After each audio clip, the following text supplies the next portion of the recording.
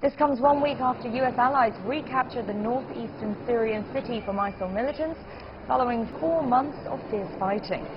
Around 200,000 people used to live in Raqqa, and that number has reportedly dropped to just 45,000 people today.